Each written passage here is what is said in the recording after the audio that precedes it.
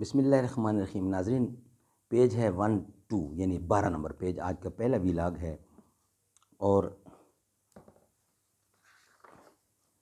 تیسری جلد شروع ہو چکی ہے ماشاءاللہ۔ قال اللہ تعالی وما آتاکم الرسول فخذوہ وما نہاکم عنہ فانتہوا، جو تم کو رسول دیں وہ لے لو اور جس سے منع کریں اس سے رک جاؤ، اس سے باز آ جاؤ۔ معارف الحدیث جلد نمبر 3، احادیث نبوی کا ایک جدید اور جامع انتخاب، اردو ترجمہ اور تشریحات کے ساتھ، جلد سوم، کتاب الطہارت، کتاب الصلاۃ، تالیف مولانا محمد منظور نعمانی رحمۃ اللہ علیہ۔ ویلاگ نمبر 1، نبی کا نام لب پر ہو تو لب مہکیں، زباں مہکے، عرب مہکے، عجم مہکے، یہی سارا جہاں مہکے، یعنی سارا جہاں مہکے۔ چنانچہ ابن شہاب زہری اور حمام بن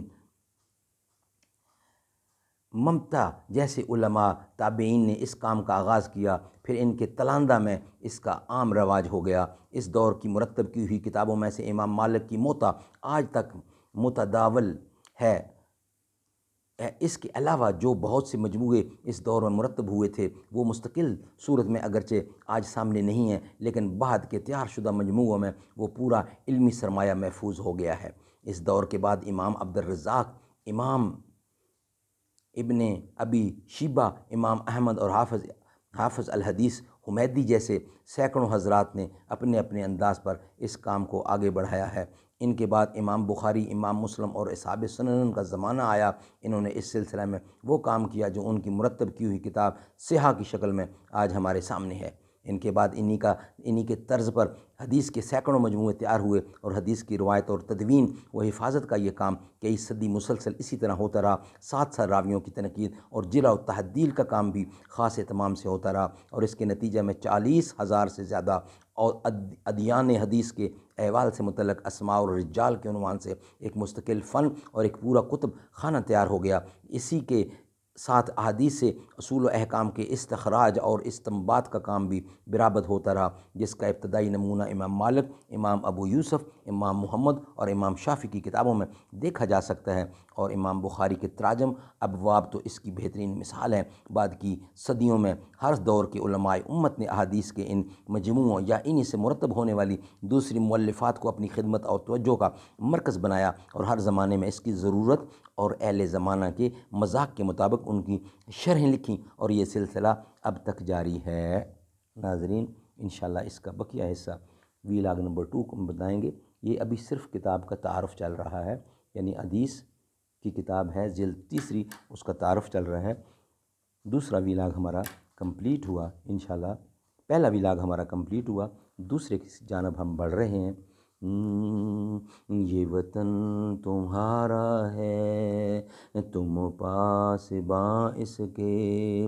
آج ہے 14 اگست 2024، یوم آزادی پاکستان۔ یہ چمن تمہارا ہے، تم نغمہ خواں اس کے۔ اس چمن کے پھولوں پر رنگ و آب تم سے ہے، اس زمیں کا ہر ذرہ آفتاب تم سے ہے۔ یہ فضا تمہاری ہے، بحر و بر تمہارے ہیں، کہکشاں کے یہ جالے راہگزر تمہارے ہیں۔ اس زمیں کی مٹی میں خون ہے شہیدوں کا، عرض پاک مرکز ہے قوم کی امیدوں کا۔ نظم و ضبط کو اپنا میر، نظم و ضبط کو اپنا میر کارواں جانو، وقت کے اندھیروں میں اپنا آپ پہچانو۔ یہ وطن تمہارا ہے، تم پاسباں اس کے۔ یہ چمن تمہارا ہے، تم نغمہ خواں اس کے۔ اس چمن کے پھولوں پر رنگ و آب تم سے ہے، اس زمین کا ہر ذرہ آفتاب تم سے ہے، یہ فضا تمہاری ہے، بحر و بر تمہارے ہیں، کہکشاں کہ یہ جالے راہ گزر تمہارے ہیں۔